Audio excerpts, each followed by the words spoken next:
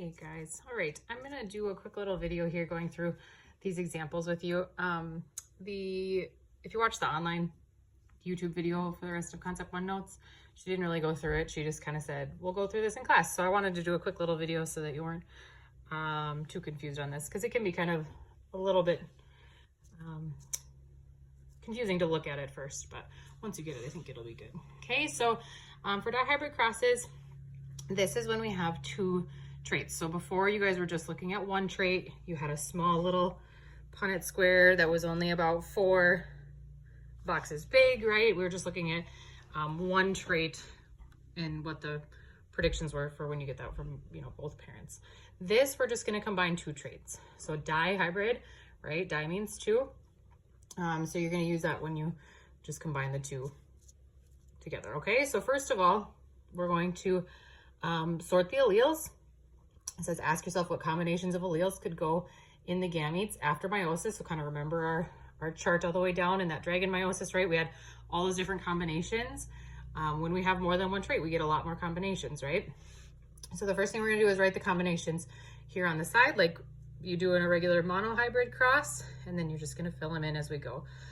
When we combine these 2 traits together, I'll just kind of show you what that first looks like here. So for this one here, example 1, it says cross 2 tomato plants that are both heterozygous tall. Okay, so heterozygous, we have a big and a little, right? They're different alleles. And heterozygous red, so big and a little for red too, okay? Tall would be the dominant trait here. We have tall T, red R, okay? It also says here, note the recessive traits in tomatoes are short and yellow, okay? So if we get 2 little T's, it's gonna be short, 2 little R's is gonna be yellow. All right, so first things first, we're gonna find the genotypes of the 2 parents here. So heterozygous tall and heterozygous red, I'm just gonna write both of those things together as one gene here now on the line. So big T, little t, big R, little r. Okay, and it says both parents are like that, so I'm just gonna do that here for the mother, father too, okay? Mother, father. They're both the same, so I'm just gonna write them there.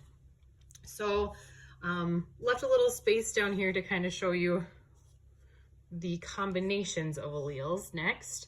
So instead of just splitting them out like we did on a monohybrid cross, we have to do FOIL, just like in algebra.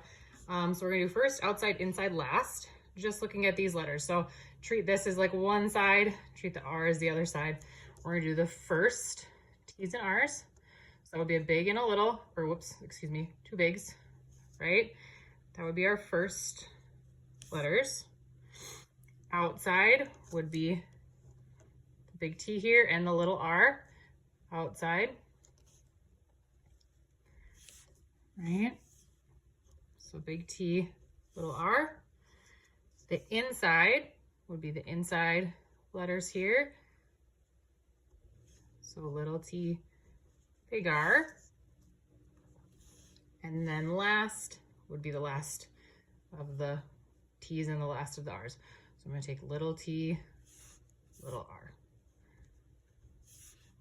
Okay, so those are my combinations for this parent. Over here to this parent, it's the same because they're the same genotypes, right? But I'm just gonna go through it again here just so that you practice it. So first again, these would be the first 2, right? First of the T's, first of the R's. So big T, big R. Outside, the inside, and last. Little t, little r. Okay, so then this is for one parent, this is for the other parent, and that's what we write down the sides of these crosses here now. Okay, so I'm gonna write these all the way down. We have big T, big R, big T, little r, little t, big R, little t, oops, excuse me, little t, little r. Okay, and then I'm gonna do the same thing with these ones. So big T, big R in the first box, big T, little r in the second box, little t, big R, little t, little r. okay? And then when we combine them, we just look at the two different alleles from each parent. So I'm gonna have big T, big R, big R. That would be my genotype for this one. Okay, same thing here. Big T, big R, little r. Here I have a big T and a little t. Big R, big R. And then here I have a big T, big R, little r. Okay, if I keep falling down here, fill these in. Big T, little r, big T, little t, big R, little r. Remember when you have a capital and a lowercase, you have to write the capital ones first. Big T, little r, little r. Big T, little t, big R, big R.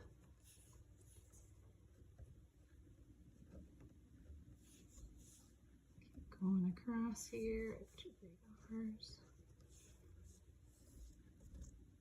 Little t, big R, little r. We got all kinds of different combinations we can have, right? Finish up this last row. Big T, big T, little t, big R, little r. Big T, little t, little r, little r. And then the last one here, little t, little t, little r, little r. Okay, so then from there, these are all our genotypes, right? Then we're gonna figure out the phenotypic ratio over here. Remember, phenotype is how they look. So this is just what traits they're showing, okay? So remember again, tall was the dominant one. So anytime I have a capital T, it's gonna show me that it's a tall plant. Anytime I have a capital R, it's gonna show me red. Okay, so I'm just gonna go through all of these and figure out how many would be tall and red based on their genotypes. So we have 1, 2, 3, 4, 5. That one wouldn't be 6, 7, 8, 9, and that looks like it's the last one there. Okay, so I have 9 tall and red. And then tall and yellow. Let's see, so I'd have to have, for this yellow, we'd have to see 2 little r's to see the recessive trait of yellow. Okay, so go through here, see if I can find any. This would be 1, 2,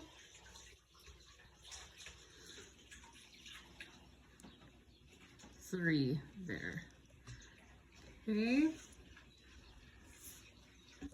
short and red. Okay, so again, the red could be any combination of the big R, little r combination. But to see the short trait now, we have to see 2 little t's. Okay, so if I go through here, any place I have 2 little t's.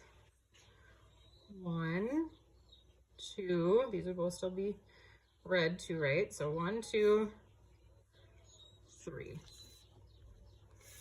And then how many would be short and yellow? So I have to have this and this together, right? I'd have to have both of the recessive traits show up, and there's only one of those down here in the corner. So I like to do this count first and then write my ratio from that. So the ratio then is 9 to 3 to 3